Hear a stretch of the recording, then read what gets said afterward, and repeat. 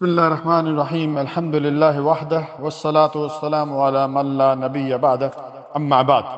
معزز سامعین کرام، استخارہ کی آداب، شرائط، طریقہ کار، فوائد، مسائل اور فضائل، آج اس پر تفصیل کے ساتھ بات ہوگی کہ استخارہ کیا ہے۔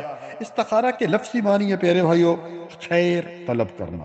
شریعت کے روح سے کسی عام معاملے میں مثلا کاروبار ہے، شادی کا مسئلہ ہے، یا سفر کرنا ہے، یا گھر خریدنا ہے، وغیرہ وغیرہ کرنے سے قبل 2 رکعت نماز پڑھنے کے بعد استخارہ کی دعا کے ذریعے اللہ تعالیٰ سے بھلائی طلب کرنے کو استخارہ کہتے ہیں۔ امام ابن تیمیہ رحمہ اللہ فرماتے ہیں کہ جس نے اللہ تعالیٰ سے استخارہ کیا اور مخلوق سے مشورہ کیا اور اپنے کام میں ثابت قدمی اختیار کی، پھر اس کام میں جلد بازی نہ کی، تو ایسا شخص کبھی نادم نہیں ہوگا۔ یاد رکھیے استخارہ جو ہے ضروری نہیں ہے کہ ایک بار ہی کیا جائے، بلکہ بار بار بھی کیا جا سکتا ہے۔ بعض لوگ جو ہیں ایک دفعہ کر کے چھوڑ دیتے ہیں، 2 دفعہ کے چھوڑ دیتے، نہیں کرتے رہیں، کیونکہ استخارہ بھی ایک دعا ہے، ایک عبادت ہے۔ تو آپ اللہ تعالیٰ سے دعا مانگ رہے ہیں، اللہ تعالیٰ کی جو ہے عبادت کریں، اور دعا عبادت جو ہے اللہ تعالیٰ کو پسند ہے۔ اسی طرح استخارہ کرنے کے بعد سونا بھی کوئی لازمی عمل نہیں ہے۔ بعض لوگ کہتے ہیں لازمی سونا ہے، نہیں۔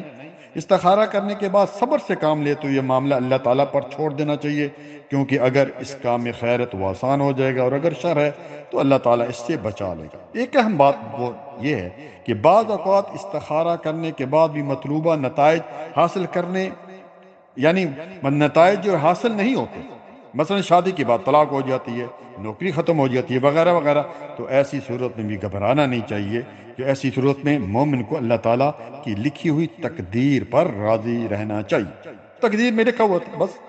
اسی طرح استخارہ کا مصنون طریقہ کیا ہے؟ اچھی طرح وضو کریں، استخارہ کی نیت کریں۔ یاد رکھیں استخارہ ایک عبادت ہے، جیسے کہ میں نے پہلے بتایا، نیت دل کے ارادے کے نام ہے، منہ سے الفاظ ادا کرنا کسی حدیث سے ثابت نہیں۔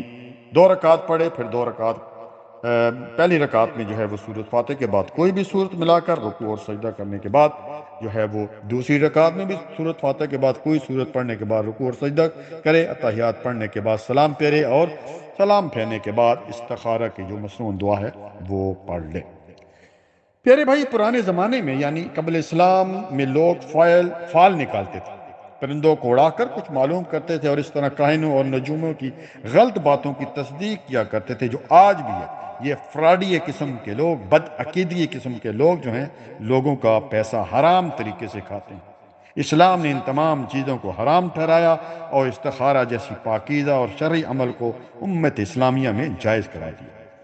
اسی طرح استخارہ کی فضیلت کا اندازہ پیارے بھائی آپ اس بات سے بھی بآسانی لگا سکتے ہیں کہ اس کے ذریعے بندہ اپنے پروردگار سے کسی کام میں رہنمائی حاصل کرنے کا سوال کرتا ہے۔ چنانچہ مسند احمد میں سیدنا سعد بن ابی وقاص رضی اللہ عنہ روایت کرتے، رسول اللہ صلی اللہ علیہ وآلہ وسلم نے فرمایا، اللہ تعالیٰ سے استخارہ کرنا، اس کے فیصلے پر راضی ہونا انسان کی خوش بختی ہے، جبکہ اللہ تعالیٰ سے استخارہ نہ کرنا اور اس کے فیصلے پر راضی نہ ہونا بدبختی کی علامت ہے۔ مسند احمد حدیث نمبر 168۔ اسی طرح پیارے بھائی خود بھی جو ہے کائنات کے امام جناب محمد رسول اللہ سب کے صلی اللہ علیہ وسلم نے جو ہے وہ صحابہ کرام کو استخارہ کی تعلیم دیا کرتے۔ چنانچہ صحیح بخاری میں سیدنا جابر رضی اللہ تعالی عنہ اس حدیث کے راوی ہیں، کہتے ہیں کہ رسول اللہ صلی اللہ علیہ وآلہ وسلم ہمیں استخارہ کی تعلیم ایسے دیتے جیسے قرآن پاک کی سورت مبارکہ سکھلایا کرتے تھے۔ آخر میں پیارے بھائی کچھ باتیں سن لیجیے۔ کسی دوسرے سے استخارہ کرانا، اس کا ہمیں قرآن حدیث میں ثبوت نہیں ملتا۔ رسول اللہ صلی اللہ علیہ وسلم موجود ہیں، صحابہ کرام کو بھی یہ مشکلات ہوتی تھی، کوئی بھی آپ صلی اللہ علیہ وسلم کے پاس نہیں گیا، کہیں بھی ہمیں چیز نہیں ملتی۔ آج لوگ ٹیلی فون کرتے ہیں استخارہ کریں، اور میں آگے بتاؤں گا اس کو، اور پھر آپ سوچیں کہ مسئلہ آپ کا ہے اور استخارہ میں کروں، بالکل جائز نہیں۔ دوسری بات جو ضروری ہے کہ آپ کو خواب میں کوئی چیز نظر آئے، یہ بھی ضروری نہیں ہے۔ آ جائے کوئی چیز تو چلو ٹھیک ہے، نہیں ہے تو ضروری نہیں۔ اسی طرح مجھے کل ہی یو کے برمنگم سے فون آیا کہ ہمارے لیے آپ استخارہ کریں۔ میں نے کہا بھائی آپ خود کریں۔ پھر وہ بتانے لگے کہ یہاں انگلینڈ میں برمنگم میں اور بھی سٹیز میں ہوگا، یہ جو کاہن، نجومی اور یہ جو بد عقیدہ بلکہ یہ جادوگر ہیں، یہ لوگ وہاں بھی پہنچ گئے ہیں، جو لوگوں سے کئی 100 پاؤنڈ جو ہے وہ استخارہ کرنے کا لیتے ہیں۔ یہ فراڈی جادوگر، کاہن، بدعقیدگی لوگ ہیں، جو آپ لوگوں کا پیسہ حرام کھاتے ہیں ان سے بچیں، یہ آپ پر پھر بعد میں جادو کر دیتے ہیں، اور ایک دفعہ نہیں کہتے ہیں 3 4 دفعہ وہ استخارہ کریں گے، کئی کئی سو بلکہ ہزاروں پاؤنڈ جو ہے لوگوں سے لیتے ہیں، اور پھر وہ گھر کے گھر تباہ ہو جاتے ہیں۔